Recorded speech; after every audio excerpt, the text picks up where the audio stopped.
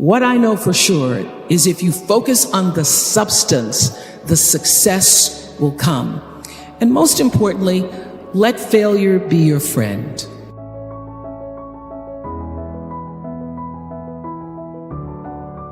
There are going to be times, of course, where you're going to win a lot. A lot of things are going to go your way. And it's wonderful to bask in that adulation and to feel proud of your successes. But it's the times when things go wrong, when you fall or fail, that you're actually going to learn the most about yourself. You know, all those years on the Oprah show, 25 years, we were the #1 show for 25 years. And that's because I lived with the intention to serve the audience. When I was able to shift the paradigm to start to looking at, wow, what I have instead of what I don't have, what I have instead of what I thought I'd lost, I was able to begin to turn things around. But it's those moments of uncertainty. It's the moments where, you know, all of my mistakes show up on the evening news. You can make a mistake. I can tell if I've done something wrong. It's on the CNN crawl. I can read about it.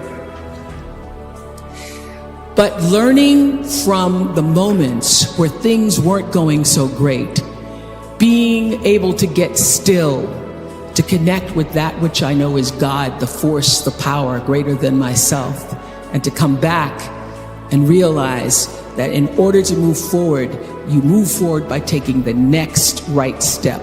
You don't have to know everything to do. You don't have to know all the steps to make. Just what is the next right move. And then there's this. I leave you with this. Nobody makes it alone. Nobody. I don't care what they look like. I don't care what their Insta posts say. Nobody makes it alone. And so you will get nowhere without a spiritual practice. You need a spiritual practice. And by that, I mean not necessarily religion. For some people, it is church. For some people, it is meditating. For some people, it's dancing. For some people, it's singing. But you have got to find a way to nurture that which is the essence of you. You've got to find a way to continually give back to yourself. I am committed to service. Service through my work, service through my life's purpose. And if you make a commitment, a conscious intention to be committed to the work that you do, to the relationships that you have, your life will unfold with such beauty and grace through that commitment. You know, every day until the very final shows of the Oprah Winfrey show, I would have the producers come in and tell me ahead of time what their intention for every show was, because I figured out around the second year of doing that show that it wasn't just about being on television and performing, that here was this opportunity, this offering I could give to people through the service of a television show, to better see themselves through the stories that we're telling, and through those stories help themselves to improve their lives. So I started using television as a tool of service. So as you're trying to figure out, what do I do? How should I do it? First of all, I will say this, that when you don't know what to do, my girls have heard this over 100 times. When you don't know what to do, you do nothing. You get still until you do know. Because when you have to ask everybody else, should I do this, should I? And that's whether it's buying a pair of shoes or going with a guy, buying a house, taking a job, should I? When you have to ask everybody else, it means you don't really know the answer fully yourself. So you get still, be still, and know the answer will come. So many people are worried about building a brand. I hear kids on social media talking about their brand. And I used to really resent the word when people would say to me, oh, you have this brand, because I never even thought about a brand. I just thought about day in and day out, making the best right choice for me. But now I embrace it because I recognize people see me as a brand. But for me, it's not a business. It is a question of what do you stand for? And I will say this, you're nothing if you're not the truth. So I've made a living, I've made a life, made a fortune, really, it's fantastic, from being true to myself. And that's if I could leave you with any message today, that is it. The biggest reward is not financial benefits, though it's really good. You can get a lot of great shoes. Nothing wrong with great shoes. But those of you who have a lot of shoes know that having great shoes and a closet full of shoes or cars or houses or square footage doesn't fill up your life. It doesn't. But living a life of substance can. Substance through your service, your offering of your whole self.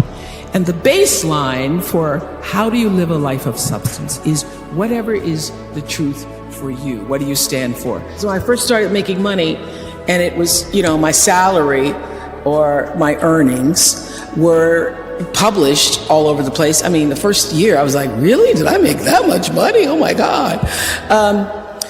It was very difficult for me to figure out where my boundaries were, because I'd grown up poor and didn't have anything. So it's easy when you don't have anything and people ask you for money. And they say, I need $500. You say, I don't have it because I'm just trying to get my rent paid. It's harder when your multi-million-dollar salary is now in the paper and you get a lot of friends and cousins you didn't have before. So how do you set boundaries for yourself? I was having trouble setting boundaries for myself for even strangers. People would just show up at my door in Chicago and say, Oprah, I left my husband, please help me. And I would, because she knows I have it.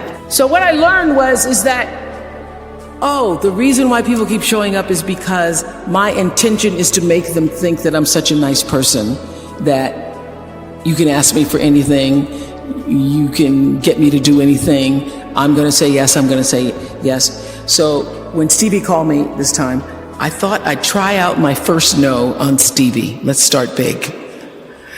He wanted me to donate some money to a charity, and I didn't want to donate to the charity because I have my own charities and I care about a lot of people. But the problem is when you have money, everybody thinks you just want to give to everything. So I said to Stevie, no. And as a person who has that disease to please, I was waiting for him then to say, I will never speak to you again. I will never call you. I will never sing a song for you. And he didn't. He just said, okay. Okay? Okay, it's okay? He said, okay, check you later. And what I learned from that is, many times you will have angst and worry about things and put yourself in a state, like someone said this morning because their phone went off, they were mortified over a phone. I said, really? You will put yourself in a state when the other person really isn't even thinking about you. So learning that I could specifically determine for myself what the boundaries were for me, what I wanted to do, give my money, give my time, give of my service to who I wanted to give it to when I did, that I get to make that decision. And just because you get 100 requests a week doesn't mean you have to try to fulfill all of that. Just because you have all of these demands on your time and on you doesn't mean that you have to say yes. You get to decide because you're the master of your fate, the captain of your soul, as William Ernest Henley said in Invictus. And understanding that really changed the meaning of my life, in that I was no longer driven by what other people wanted me to do, but took charge of my own destiny, making choices based upon what do I feel is the next right move for me. I've lived with Who Do You Think You Are my whole life. Not from myself as much as what was reflected to me. Because who do you think you are? You're a little color girl, come from Mississippi. Who do you think you are? You're sitting up on national television. Who do you think you are that you can have? Who do you think you are that you can? So I used to fear hearing the term, who do you think you are? Or you must be pretty full of yourself. Now I work at being full. I want to be so full, I am overflowing. So when you see me coming, it ought to make you proud. To borrow a line from Maya Angelou's phenomenal woman. When you see me coming, it ought to make you proud. And what you see is a woman so full, I'm overflowing with enough to share with everybody else. I'm going to own the fullness without ego, without arrogance, but with an amazing sense of gratitude that I've been born at a time where I am female on the planet and I have the great pleasure and freedom to fill myself up. Knowing who you are. Knowing who you are. Being able to answer this question, who am I? And what do I want? You know, many times when I go out of the country, I am baffled by that question. To explain what is your occupation. I've stood there for 10 minutes. Well, am I a talk show host? Well, I'm more than a talk show host. Am I a businesswoman? I'm a businesswoman. I'm more than a businesswoman. Am I an entrepreneur? I'm more than an entrepreneur. So I just leave it blank or self-employed. So I'm not asking for the roles that you play as daughters. I'm not asking that question. What are the roles that you play as a daughter, as a friend, as a sister? You're going to be a lawyer, you're going to teach, you're going to be a pharmacist. I'm asking the bigger question of who am I? Who am I really? My answer is I am God's child. I am that which is born of all that is. I am, as Pierre de Chardin said, a spiritual being having a human experience of all that is. All that is possible for me. That's who I am. And what do I want? I don't want to just be successful in the world. I don't want to just make a mark or have a legacy. You must have some kind of vision for your life.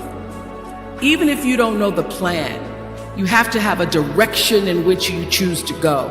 You want to be in the driver's seat of your own life, because if you're not, life will drive you. So, knowing who you really are in this space and time that we embody.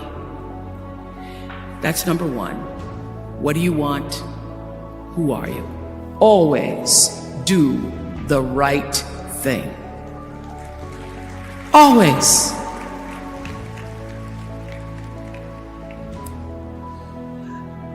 Be excellent. People notice. Think of how you notice. You go to Taco Bell, somebody gives you an extra napkin and some sauce. You notice. You want to go back to that person, because even at Taco Bell, excellence shows itself. Be excellent. You become unforgettable. People remember you. You stand out. Regardless of what it is, you become an unforgettable woman. And that is what we all want. We want to be unforgettable and not forgettable.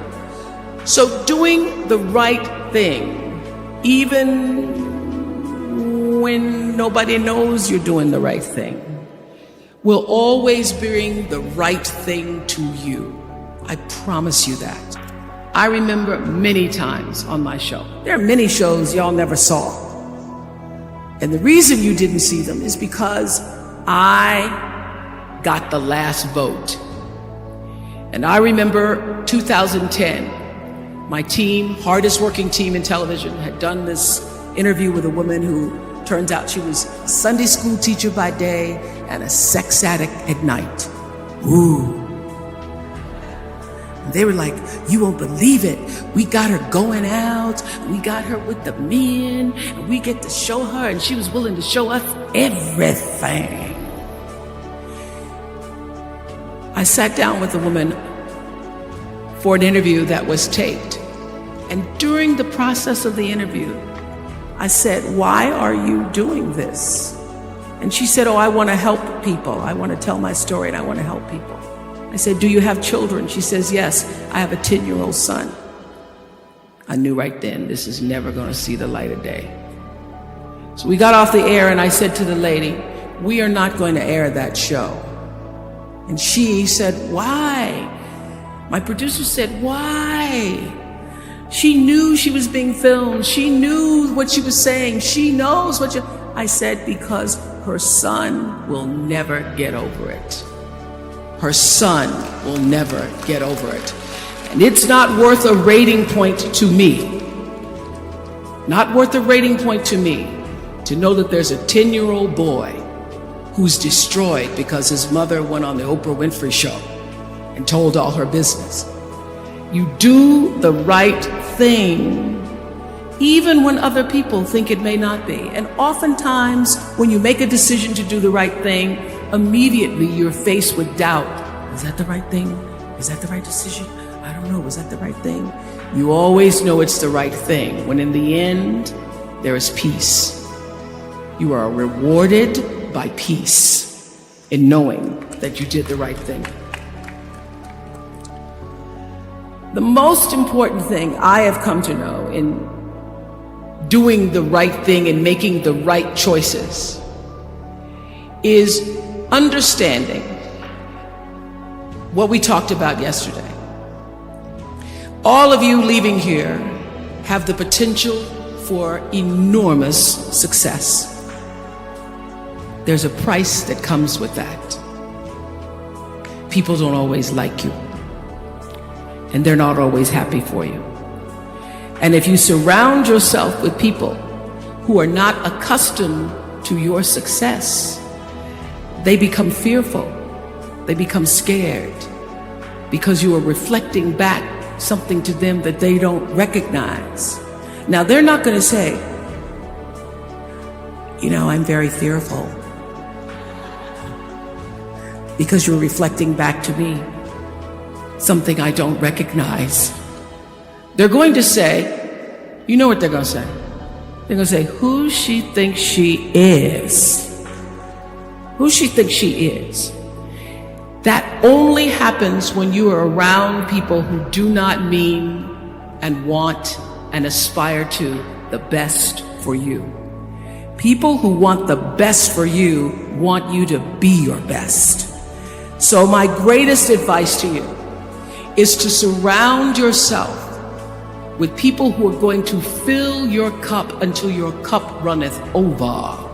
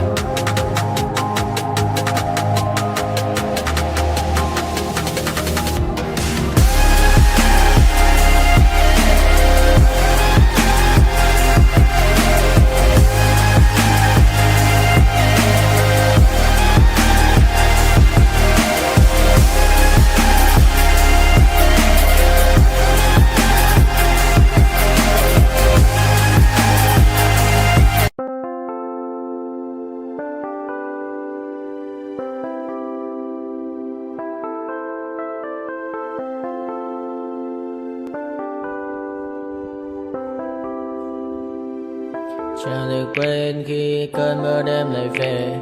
Em đã quên lời thề và ta như đông chìm sâu, không còn mới em anh nhận màu. Yeah, em chỉ cần mơ mà chỉ còn là những cơn mưa vô giá cho bên mưa em không mơ ai nhẹ anh một đêm mơ chỉ cho bên em không được cơn nhớ và chỉ có em không muốn nhớ và người ta bên nhau như ngã tớ muốn nhớ về say em chỉ có mấy em ở đây và anh như muốn chết đi nhưng không muốn em mơ mày tình yêu làm cho ta đau đầu không em như nằm mơ mộng anh như đứa mong cầu và mưa bên em ngủ sầu chắc có mãi mãi mà mơ chỉ có bên em nhưng là khó mơ mà đã dài em muốn bên ai anh không mong gì hơn chỉ mong em sẽ ở đây ôm anh thật gần anh chỉ mong đôi ta được có nhau mà đừng em đâu anh có em muốn ở bên anh có em ta sẽ trao nhau môi hôn thật sâu ôm anh.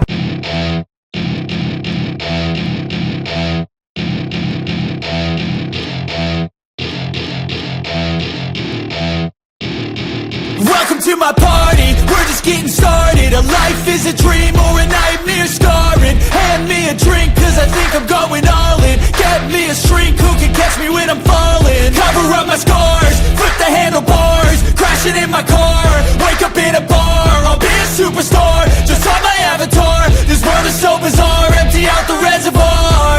Yeah, I'm taking 6 shots, yeah, straight to the face. And I wanna get lost, I'm sick of this place. Don't know how to stop when I'm feeling this way. So I'm taking 6 shots till I'm feeling okay.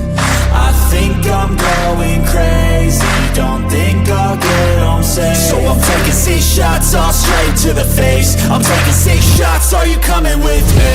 I'm taking 6 shots, yeah, straight to the face. And I wanna get lost, I'm sick of this place. Don't know how to stop when I'm feeling this way. So I'm taking 6 shots till I'm feeling okay. I think I'm going crazy, don't think I'll get home safe. So I'm taking 6 shots, all straight to the face. I'm taking 6 shots, are you coming with me? Sometimes you need to let loose, grab juice, get goose, tattoos, taboos, get screwed. Loosen up, buttercup, all those hate comments will never make you feel enough. We're all adequate graduates, heart full of calluses, but we know calculus. Damn,